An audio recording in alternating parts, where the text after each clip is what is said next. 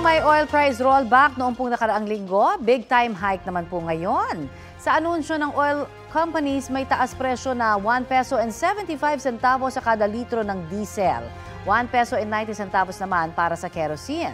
Yan na ang pinakamataas na price hike ngayong taon sa diesel at kerosene. May dagdag din po sa gasolina na 85 centavos kada litro. Sabi ng DOE, asahan ng magiging volatile o magalaw ang presyo ng mga produktong petrolyo hanggang sa Oktubre. Sa ngayon, tinatayang halos 53 hanggang mahigit 68 pesos ang kada litro ng diesel sa NCR. Mahigit 55 hanggang mahigit 80 pesos naman ang gasolina at halos 73 hanggang halos 83 pesos ang kerosene.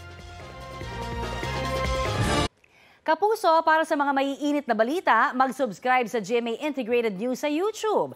Sa mga kapuso naman abroad, subaybayan nyo kami sa GMA Pinoy TV at sa www.gmanews.tv.